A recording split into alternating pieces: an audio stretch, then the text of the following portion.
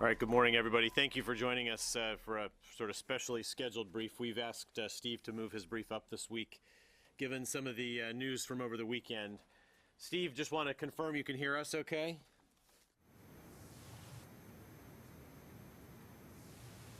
Jeff, I can hear you loud and clear. Thank you. Good morning, and thank you for joining us. We'll turn it over to you.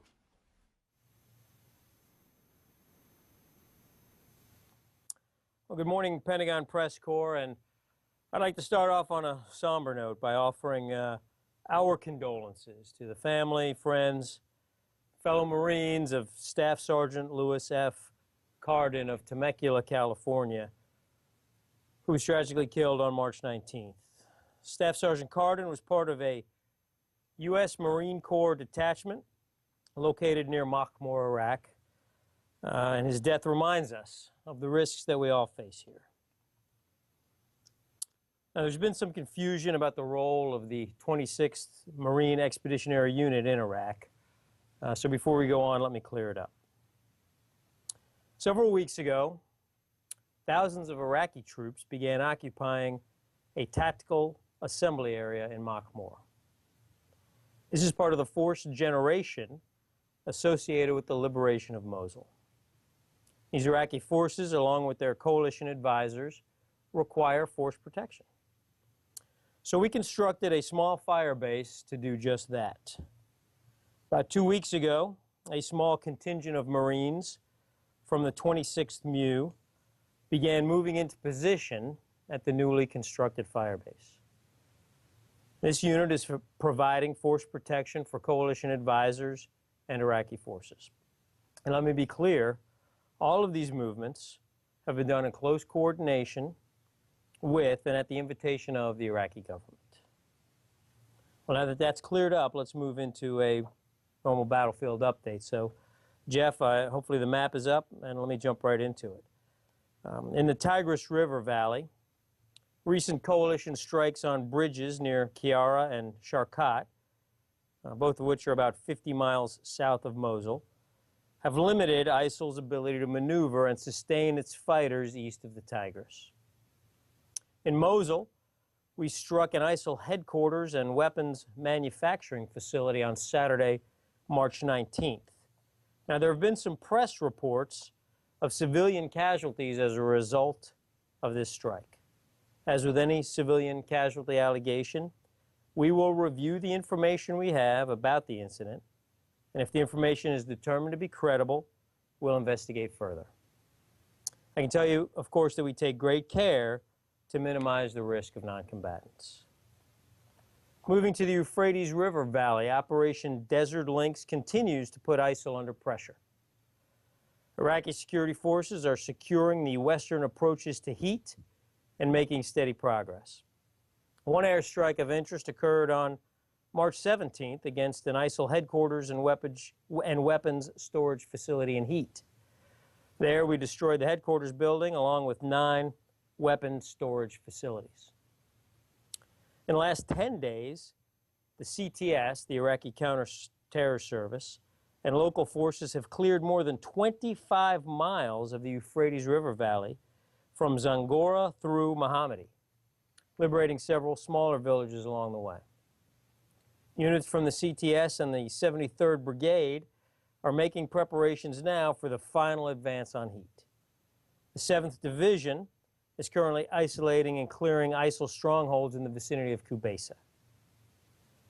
Clearance of the ERV from Zangora to Heat is part of our wider effort to eliminate ISIL fighters, deny access to resources, and cut off lines of communication in preparation for the liberation of Mosul.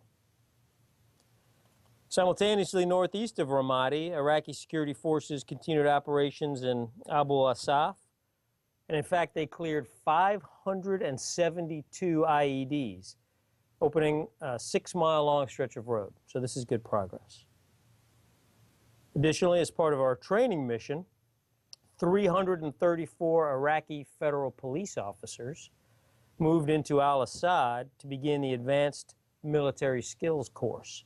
This is a 4-week course which will improve their ability to hold cleared areas and maintain security. Moving to Syria and Shaddadi and along the Mara line, Syrian Democratic forces continue to pressure the enemy. Finally, Operation Tidal Wave 2 continues. In fact, we've struck 117 targets to date, 8 in the month of March alone. Tidal Wave 2 has debilitated ISIL's oil infrastructure, and it's hamstrung their ability to fund terror operations. And so with that, I want to get right into your questions. So, Bob or Lita? Go ahead. Hi, Steve. One quick question. You mentioned a number of weapons facilities strikes. Can you tell us if any of these or how many of these were possibly chemical weapons facilities?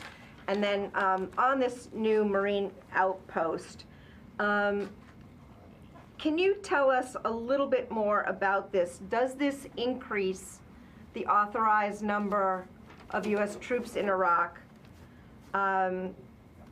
How many Marines are there? Is it 100 or 200? What's the basic number? And this sounds a lot like combat. How is this not a combat mission? And maybe you can just tell us a little bit more about what this real mission is.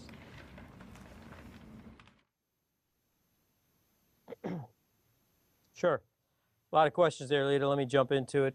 We believe the strike in heat probably had some chemical capability associated with it. We're not completely in a place where we can disclose everything, but there was some chemical infrastructure associated with that heat strike we did on the 17th, and we believe it was very effective. On the Marines, so we've deliberately not put out the exact number. It's about a company size, so less than 200. They're there to provide force protection for our advisors that are providing advice to the forces of the 15th Iraqi Division that are beginning to generate combat power in Makmur. So what you see, it looks a little bit like, in my view, Taqadum looked. Right? In Taqadum, we had set up the Anbar Operations Center. We pushed a number of advisors into the Anbar Operations Center in Taqadum. Those advisors were there to provide advice and support and assistance to the Iraqi generals who were orchestrating the battle for Ramadi. In addition to those advisors, we had some howitzers there to provide protection. Similar situation up in the vicinity of Makmur. In Makmur, you have an area where Iraqi army forces are beginning to generate combat power. What does that mean? It means they're staging, preparing, getting ready for battle. So as we generate the combat power there, we have advisors there also performing the same exact functions. They are providing advice and assistance, helping with the planning process, helping plan everything from operations to logistics, and of course, we'll begin the process of helping to synchronize air and ground operations when that time finally comes. So to provide protection for those advisors in Makmur, we realize that we need some fire support. We need some artillery. Artillery provides great protection. So we moved these Marines into position in a location right adjacent to where the troops are in Makmur, where the Iraqi troops are. We kind of generated a fire base. We scratched out a fire base there and placed the guns. There's other resources and assets there that will help provide force protection. I'm not comfortable getting into all of them, but know that there is capabilities, infantry capabilities, field artillery capabilities, and some other early warning systems that we have that are going to really enhance the survivability and the protection around the advisors that are assisting the forces in Makmur. So, so total numbers, like I said, we're not going to go into the exact numbers, but it's a company, essentially. I think that's about combat. Well, you know, again, this is the same. The mission that these forces are providing for the advise and assist troops in Makmur is no different than what we're doing in Takadam, what we're doing in Al-Assad. You know, this is field artillery, which is a very lethal weapon system. It's able to fire back very quickly when the enemy shoots. We're able to shoot back very rapidly, and it's a threatening system that's gonna cause any ISIL fighters in the area to think twice before approaching our forces. And so that's the mission. Total U.S. force numbers in Iraq, does this constitute an overall increase? Can you just update us on what the total force number is and whether this is an increase? And is this the first time U.S. forces have set up a separate outpost outside? Because at Takadam, weren't they more within the same area? Right. So the total, it's 3,700. I think it's 30. The number's public. I think it's 3,870 is the exact force cap. We remain within our force cap. As you know, and as we've discussed before, there's temporary, people come through on a temporary basis and go above and below the force cap all the time. But we remain under our force cap. This is the first time we've established a spot that's only American. And we simply did that. There's really no special reason behind it. It's a tactical decision that we made because of space on Makmur and, you know, for coverage and other things. So, but yes, it is. In Takadam and in Al-Assad, the forces are there on larger bases, much larger, so significantly larger bases, along with Iraqi security forces as well. Tom Bowman. Steve, could you give us a sense of why we were not informed about the 26 MU Marines heading into Iraq? I understand there was talk of releasing the information last week. The decision was made not to, number one. Number two is, can you give us a status of the wounded? Are they seriously wounded? Wounded return to duty? And then lastly, did you take out some of these missile and rocket launcher sites used by ISIL?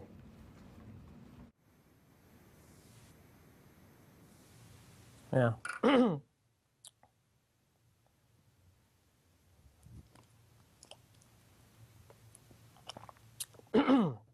So I'll start at the end. Counter battery fire. The Marines did shoot counter battery when these two rockets came in. So it was only two rockets that came in. One landed harmlessly, and the other one, unfortunately, did not. The Marines got some shots off back at it. But as we've seen in the past, you know, this enemy, what they'll do is and this is kind of a long-standing technique the enemy uses, is they'll set up some rockets, they'll fire them off and be gone. Often they'll fire them remotely. So while we did conduct a counter-battery mission, the BDA came up negative. On the wounded, you know, we normally won't get into too much detail on the wounded. I'll tell you, a majority of those who were wounded were immediately returned to duty, you know, scratches and things. Some Marines were evacuated outside of Iraq for higher level care. And right now, they're with, of course, probably the best medical capabilities on Earth up at Launchstool. So they're in good hands.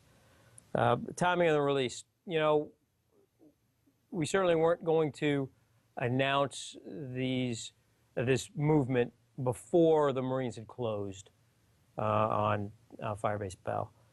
So, and that's the reason. We were keeping it to ourselves until such time as the Marines had arrived there, they become fully operational and were ready to fight. So we released it exactly when we wanted to release it, which is after that force had closed on its location and was prepared to fight. And that was the only reason. We wouldn't announce such a thing, you know, before they arrived. Okay, next to Barbara Starr. Colonel Warren, isn't it, you've described what they're doing right now from Firebase Bell, but isn't it a fact that the plan now calls for these Marines and their artillery to provide fire support for Iraqi forces as they begin to move on Mosul, that their mission is beyond just defending Makmur. They're going to go provide forward protection to Iraqi forces.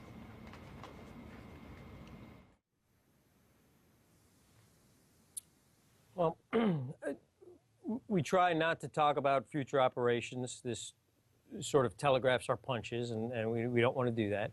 What I'll tell you is their mission now is to provide force protection. There is no forward movement of the Iraqi forces, so the answer doesn't yet exist. When the Iraqi forces begin to move, then we'll talk about what our forces are doing associated with that. But for now, the Iraqi forces are generating combat power in the vicinity of Makmur.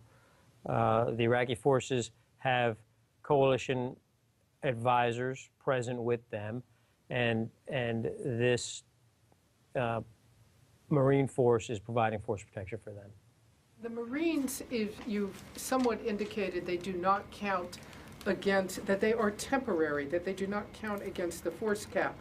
But senior defense officials, starting with, I believe, General Stewart at DIA, have said the assault on Mosul would not begin for several months, that they're just not ready. So I'm puzzled how these Marines are temporary while they may rotate out. It would seem you're going to keep the capability there for several months. So how can they be temporary when the assault on Mosul isn't happening anytime soon? And my other question is, for these Marines, who provides the forward controller capability on the ground, the forward spotter of targets for these Marines? Who's doing the target spotting for them?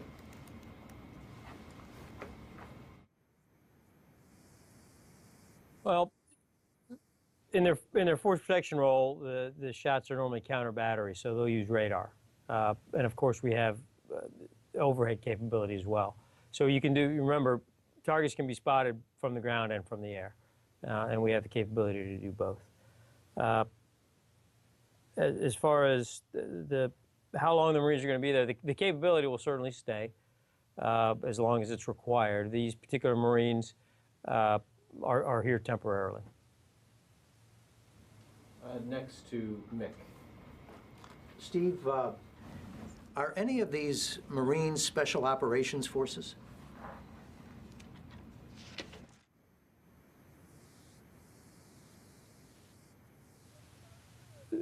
Well, I think the Marines would tell you they're all special. But what I will tell you is that these are members of the 26th MU, the 26th Marine Expeditionary Unit. They're infantrymen, artillerymen, command and control structure, etc. Follow up on what Lita asked too about this base. This is strictly a U.S. military base, forward deployed in a combat zone. Is this not an escalation of U.S. military combat operations there in Iraq?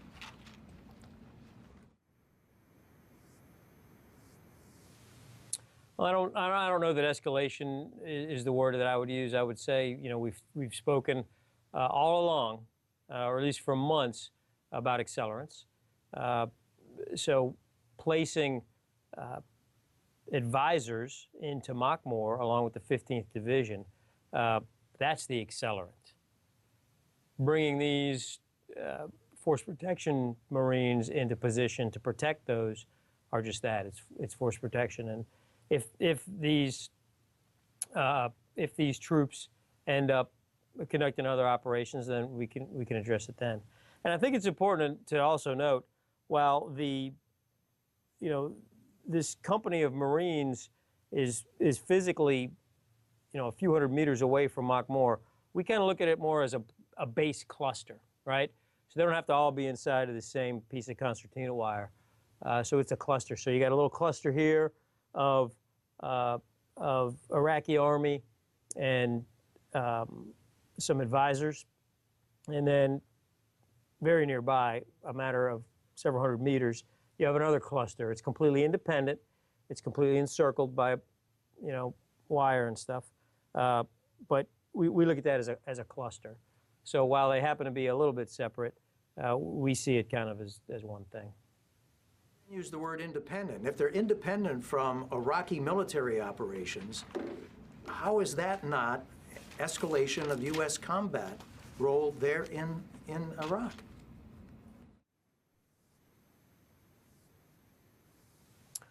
Well, maybe independent was a bad word choice. You know, they're sitting a couple hundred meters away from, you know, the 15th Iraqi Army Division. They're tied in with the advisors who are, you know, co-located with the Iraqi Army Division.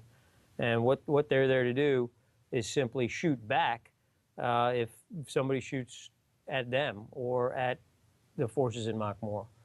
So they won't kind of go off and conduct any type of mission on their own. They don't really have that capability anyways. They're just providing coverage, right? They're providing fire support coverage for the several thousand Iraqi soldiers and the several hundred advisors. I don't think it's several hundred. I think it's less than 100 advisors that are on Makmur providing that advice. So, you know, self-defense, of course, is inherent in everything we do. So they will be able to conduct self-defense operations instantaneously. And yeah, they are, you know, physically a few hundred meters away from the Iraqi army troops that are on the main, at Karasur, at the main Makmur assembly area. Next to Tara. Hi, Colonel Warren. Following up on Mick's question, it seems like the word choices we're making here, if this was 2007 and there was an independent outpost of Marines, this would just be a forward combat outpost. I don't know why there's a hesitation to not call it what it is. And the second question on Ramadi, there was in the announcement today, there was a hit on a large tactical group of ISIS fighters, and we've seen several hits on Ramadi in the last week. I'm wondering if ISIS fighters are returning to Ramadi area, what you're seeing there.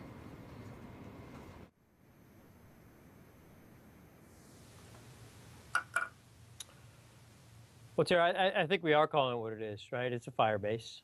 It is behind the forward line of troops, right? It's behind the flat. So that's what it is. It's a fire base behind the flat. It's not a combat outpost. Combat outpost is something different. This is a fire base that's behind the flat.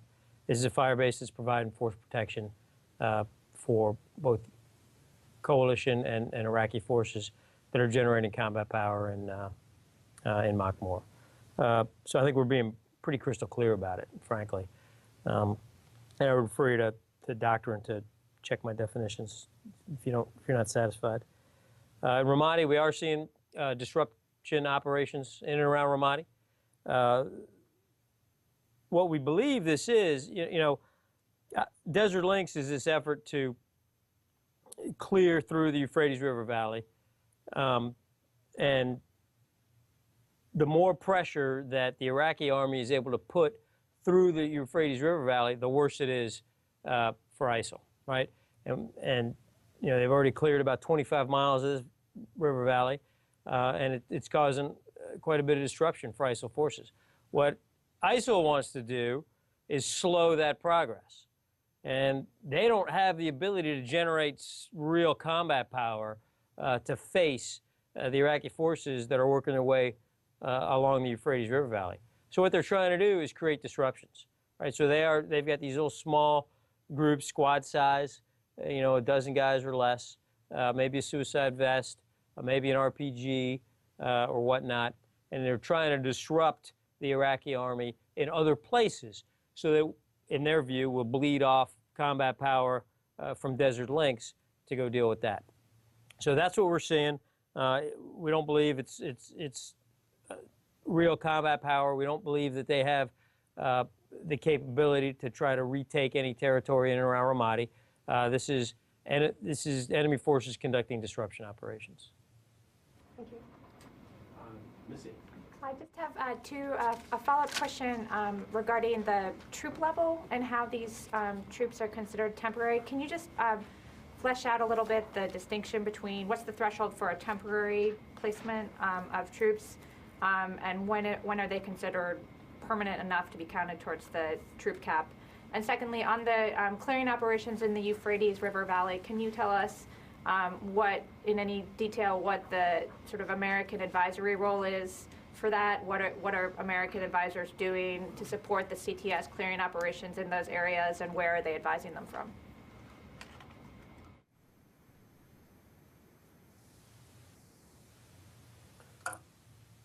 So for Desert Lynx and these other operations throughout the Euphrates River Valley, we have advisors at Al Taqaddum, which is where the Anbar Operations Center is directing a lot of this. We also have advisors at Al Assad. So between those two spots, we're able to provide the advice and assistance that the Iraqis need to continue pressing Desert Lynx. On the numbers, so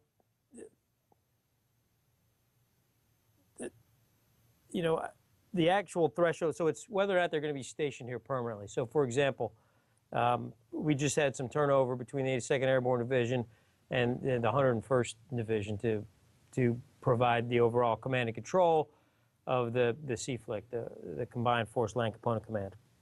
So all those 82nd personnel and now all the 101st personnel, these are all permanently stationed here. I guess permanently being a relative term, for the duration of their assignment. Additionally, we'll have various types of forces come through here. It could be anything from an inspector general team who's here to give us a look on some of our systems, to, in this case, these Marines.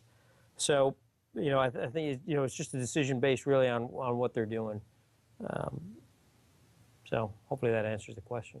It would be a little bit different if you had a DoD IG team coming in for 2 or 3 days versus a Marine unit that was going to be there for several months. And I'm not sure that that will be what occurs with these Marines. But if it were, it would seem like they should fall in a different category.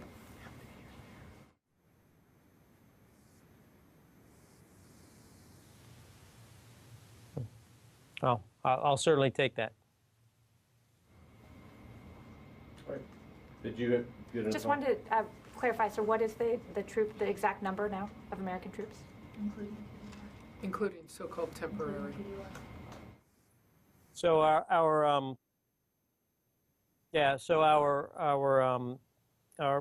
force management level is 3870, and we're within that.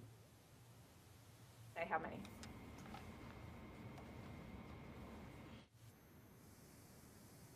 Well, honestly, Missy, we're not given the exact number, but we're within our force management level.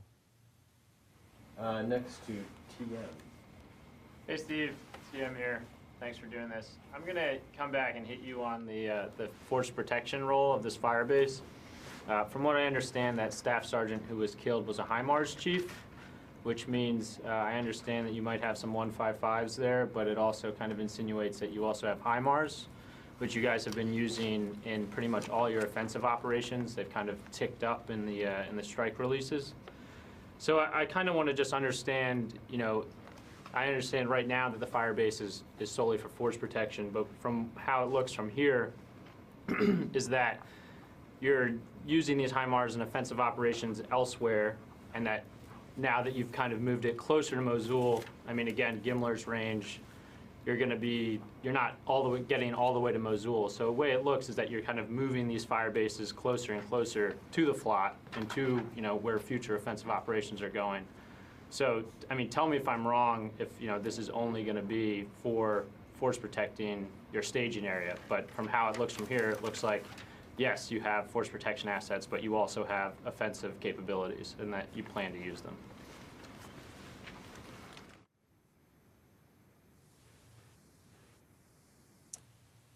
I'm not going to tell you you're wrong, but I'm also not going to telegraph our punches. Next to Phil. Hey, Steve, it's Phil Stewart. When they announced Taqadum or Assad, it was announced before we actually moved, or the U.S. moved troops there. And in this case, we learned about the base after this incident. And I'm wondering, is that the way of things in the future? Are we going to learn about the pre-positioning of, or the positioning of U.S. forces close to the front lines after an incident occurs or after they're in position? We're not going to know about U.S. strategic planning as it happens. The dialogue is going to happen in this way. Is that the way of things?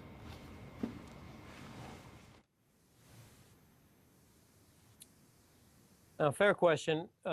It's going to be case by case. You know, we do assessments and make these decisions based on our assessment of the threat and our assessment of the vulnerability, right? We make these decisions not to hide information, but to protect troops. And so when we decide to hold a piece of information for a couple of extra days, it's for one simple reason, and that's so that we can protect these forces as they are at their most vulnerable, which is when they're moving. So I wasn't here for the decision on Taqadum, so I don't know all of the different factors that went into making that decision. But in this case, we conducted an assessment and decided that these forces are vulnerable when they're transitioning, right? That's always your most vulnerable time, is when you're in transition. So while they were transitioning onto the fire base, we wanted to protect that piece of information as best as we could. So we'd always planned on issuing that press release after they had become what we call FOC, full operating capability. And that's what we did. It's tragic and unfortunate that Sergeant Cardin was killed before we were able to issue this press release, but that's all it is tragic and unfortunate. And also, just to be clear, when you go forward and if you establish more bases like this, will we learn about it the same way? We'll learn about the establishment of more independent U.S. operations after they're created. We won't know they're being considered beforehand or they're being decided on beforehand. Is that they'll all be presumably, vulnerable. It'll be case by case. Yeah, it'll be case by case, but the decision will be made purely for force protection reasons. And I guess I want to go back to this independent piece because it's making me a little uncomfortable. So again, this fire base is geographically separate from Karasor, which is where the Iraqis are generating their combat power, but it is part of the advise and assist operation. There's nothing independent about it. It is part of the advise and assist operation. It is geographically separated, but it is part of our broader advise and assist operation. And, it's really just for tactical reasons, safe firing distances and other things, why we physically separated it. Very quickly, Steve, does that mean that those Marines cannot launch an operation or launch any of their artillery until they have cleared it through the Iraqis?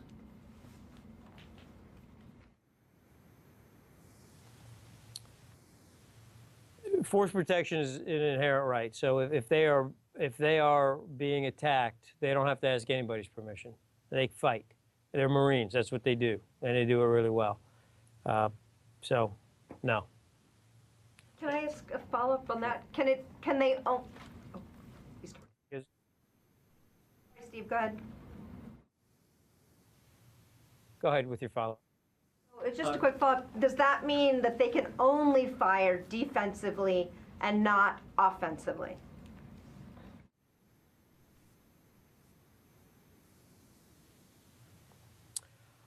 I'll tell you, when the shell hits you, it all feels offensive. But currently, their mission is to provide force protection, so they will fire defensively or, situation dependent. I suppose if they see something that's a threat to them, they'll make a decision. Lucas. Colonel Warren, can you rule out that these Americans were not specifically targeted over the weekend? And also, what kind of rounds did ISIS use, or excuse me, what kind of rockets did ISIS use when they attacked the American base? I think it was Katyusha rockets that they fired. No, I think they were targeted specifically. And just to follow up, do you think there'll be more attacks in the future? Is there concern that now that ISIS knows that these Americans are on the ground, that there will be further attacks? And what kind of preparations are you making to prevent that from being successful?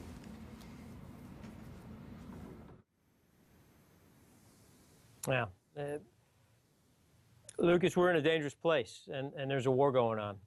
So we have to expect that there will be attacks. I won't get into the details of our force protection, of course, but we believe that the force protection is adequate. I mean, these are force protectors. They are there to protect the broader force. They have significant combat power and capability of fighting hard where they are. But it's still a war, and there's still going to be tragedies, and things are still going to happen that we're unhappy with. But they are the most highly trained forces on this planet. They're United States Marines. And they know how to fight. And they've got some very powerful cannons with them. They've got the most modern technology that we can provide them, and they are there. And any enemy that comes into that area, they will be sorry they came. They will be. Excuse me, next, Andrew. Colonel Warren, can you tell us with any level of specificity how far this firebase is from the forward line of troops, or the FLOT?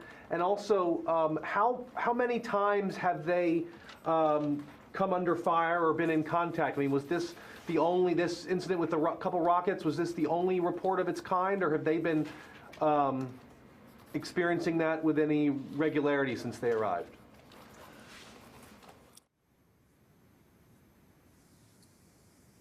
I've only been there for a few days. This was the first incident. There was some small arms fire this morning, ineffective. They're back from the FLOT. I'd have to go back and check. I just can't remember the distance. I want to say it's about 15 to 20 kilometers, but I'll have to get that for you. I don't know off the top of my head. And next to Laurent. Is yours a follow-up? Yeah, can we follow up? It is a follow-up.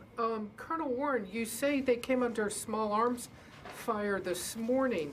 If ISIS came within small arms range of these Marines at this fire base, what does this say about their ability to protect themselves? What are we talking about here? Within what small arms range did they come, and how did they get there without the Marines being able to see them first? Small arms range is pretty darn close. Yeah, so it was about a squad-sized enemy element. Actually, the attack appeared to be focused more on Karasor, the larger base nearby. Some ineffective small arms fire directed towards Bell as well. It was simply infiltrating, and they infiltrated through. Again, small, ineffective, 2 enemy killed in that operation. The rest ran away in fear. How close did they get? Did they get to next to the fence line? How close did they get to Bell? How close did they get to the other position?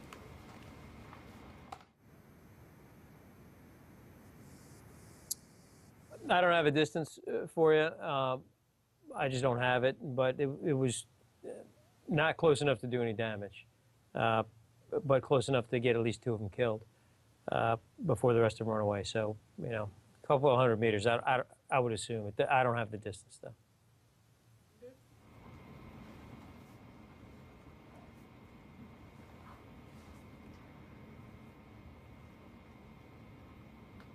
You hear that? Colonel Warren, were any U.S. or Iraqi personnel wounded at either location?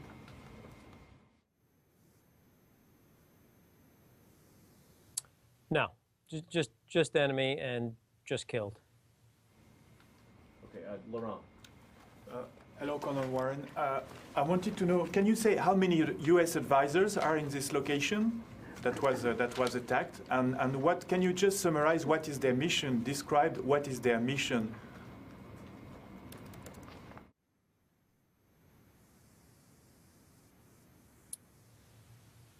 So there are a handful of U.S. advisors in Makmur providing advice and assistance to the Iraqi security forces who are generating combat power there, specifically the 15th Iraqi Army Division.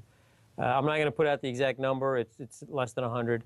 And their mission is to provide advice and assistance to the Iraqi security forces as they prepare for future combat operations. Tara. Warren, just one follow-up on that. The Force Protection Marines, are they there to just protect the less than 100 advisors, or are they there to protect the entire base? Because it seems like there's around 200 Marines there to protect less than 100 U.S. advisors. I just, clarification, please.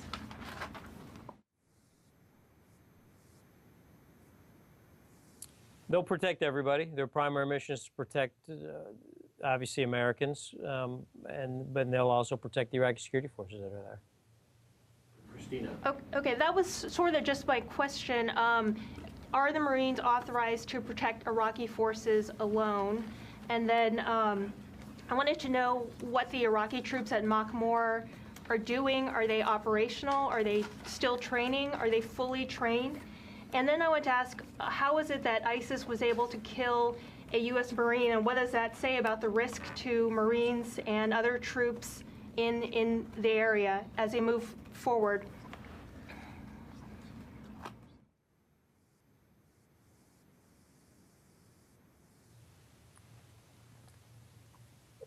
Christina, you broke up on your third one there, and I didn't take good notes. So can you ask all three of those again? The first is, are the Marines authorized to protect the Iraqi security forces even without Americans?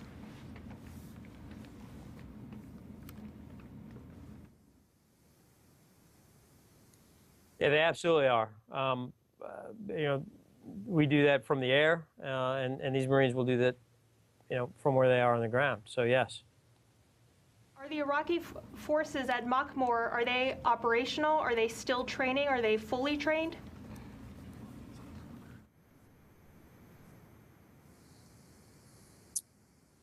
It's across the spectrum. Some are fully trained. They're all operational, but they're going through their procedures to prepare for combat, and so kind of getting ready. So they're trained forces. There's other forces moving there after they get trained. On site there, obviously they'll continue their just on site hip pocket kind of training that you do when you're waiting to launch your major combat operation. And of course they're building up, taking care of the logistics piece. They're getting ready to fight. Yeah. And so it sounds like they're not launching any offensive missions now. It's just they can protect themselves if they're under attack.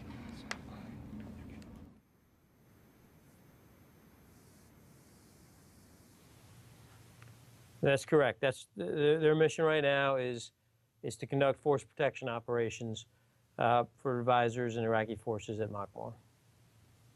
Okay, thanks. Go first here to Paul.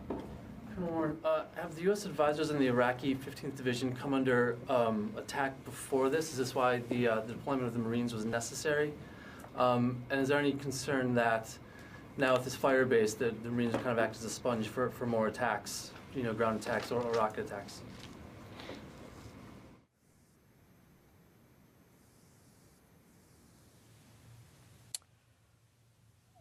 There's, again, we're in a war, so there's indirect fire attacks at Al-Assad periodically. There's indirect fire attacks to Khatam periodically.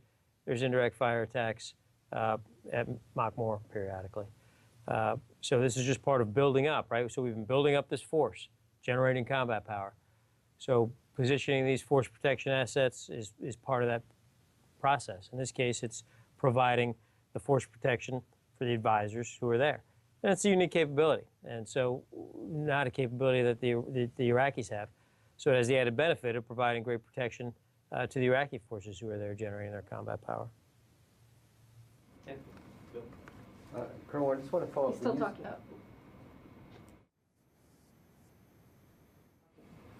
But he's stopped. Are you done, Steve?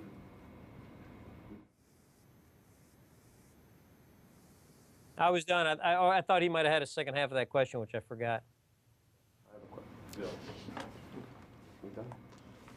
Yeah, he's done. I'm just checking for you, and then I'm looking at Nancy too. All right. Colonel Warren, when you said before that you thought the U.S. forces were targeted specifically in this indirect fire attack, does that mean that you believe that they knew the Americans were there before we did back here? Did Islamic State know that? And if so, was there some sort of protocol breach or security breach, or how did they find out that they were there?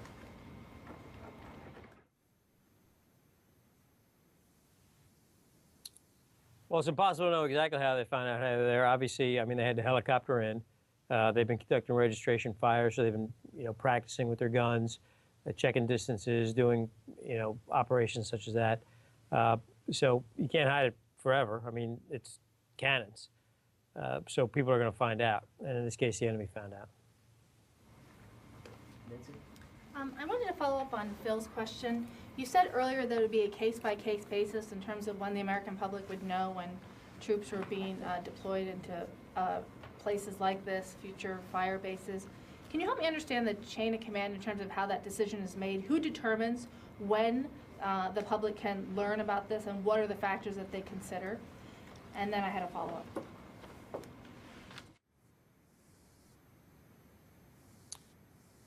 Sure, very fair question, and I know that, again, we always have to try to balance our requirement and our duty to be transparent with the American public, along with our sacred duty to do everything we can to protect our forces. So this is a tricky balancing act that we have to go through all the time. It's a continuous process. In this case, these decisions are made, frankly, at a fairly low level here in theater. The decision to protect this information until such time as the forces have settled into their positions and are fully capable of operating and fighting. Once they're there and ready to go, so to speak, we'll announce their presence. And that, to be very clear, that was the plan all along with this force. I had seen and chopped off on the release days ago. And we had it ready to go once the force was settled and fully operational. And so the day that we had picked to issue out that release is the day we issued that release. So that will continue to be the case. So as there are forces, if there are forces, and we don't even know that there will be, if there are other forces who come here for various reasons, then this is something we're going to have to make a decision on. If these are forces coming to, I don't know, Baghdad, that's probably something that we would be comfortable talking about. If there are forces going kind of further afield, then this is probably going to be information that we want to protect until such time as they're there on the ground and ready to fight. Once they're there on the ground and ready to fight, then we have a duty to ensure that the American public knows that they're there. And this is a duty that we take very seriously. It's a duty that we never lose sight of, and it's a duty that we're going to continue to fulfill. Sorry, if I heard you correctly, you said it was made at a low level. I still don't understand the sort of the chain of command on that decision. Who decides when the public can know where troops are deployed? And also, was Congress notified that troops were at this fire base before Sergeant Cardone was killed?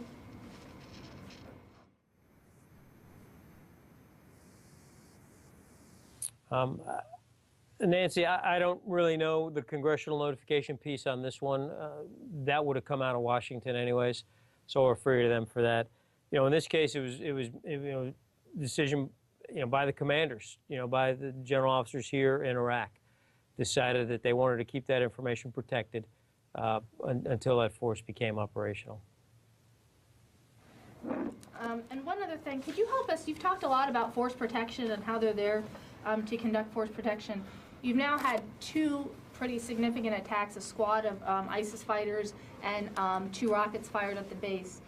Isn't ISIS signaling that they believe that this base is not very well secured? And are there adjustments being made given that there have now been 2 pretty significant, one very significant and another less significant attack in a matter of days for a base that's only been there for days?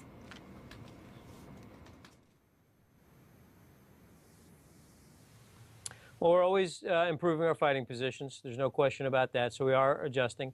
We are continuing to improve our fighting positions, so to speak, to ensure that we've got the best ability to protect ourselves. So this is everything from ensuring there's, fields of fire are cleared. This is ensuring that battle drills are conducted, ensuring that early warning processes are understood by every Marine soldier, every service member on the ground there. This is very tactical stuff that the unit itself is doing to ensure that they are as survivable as they can possibly be. And they're going to continue to do that. They will do that every single day until the day they leave. You always improve your fighting position, and that's what they're going to do. All right, anyone else? Yep, Barbara? Colonel Warren, on the question of how many U.S. military personnel are in Iraq, whether they are permanent for a full tour of duty, whether they are so-called temporary, the General McFarland, the U.S. military would know exactly every day how many U.S. troops are on the ground in Iraq. We're not asking for locations, but I would like to ask you to take the question with an answer back today, if at all possible. Not talking about an inspector general going in for just a few days for an inspection. How many U.S. troops are on the ground in Iraq, including the ceiling limit and the so-called temporary? How many do you have, please?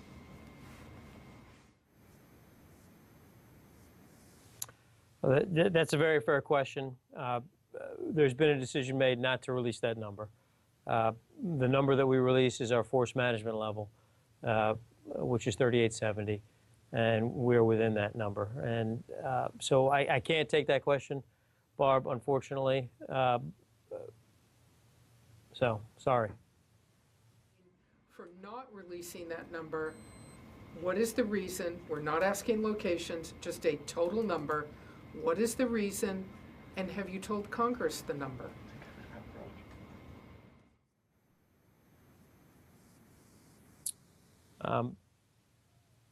We have informed, I'm told that we've informed Congress of our methodology for headcount. I don't have a reason for not releasing this number other than it's the orders that I'm under. So. Richard Siss, we got a couple minutes left here. Hi, Colonel. Can you say how many 155s are there at the new fire base, and can you confirm that the HIMARS is there?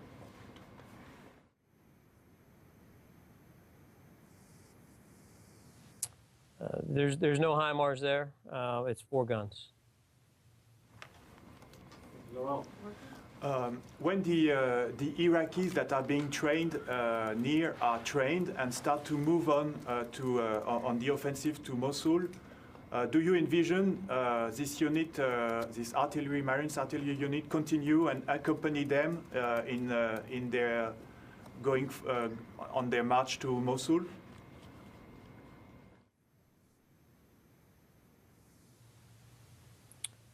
Now, like I said, we're not going to telegraph our punches around here, so I'm going to take a pass on that one and not answer it.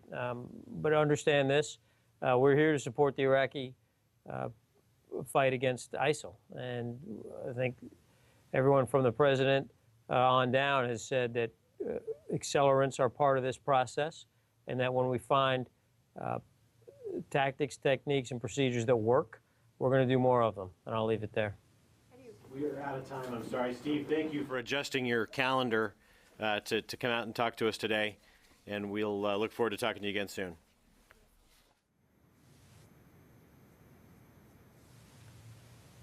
Thanks, guys, and once again, our thoughts and prayers are with Sergeant Cardin.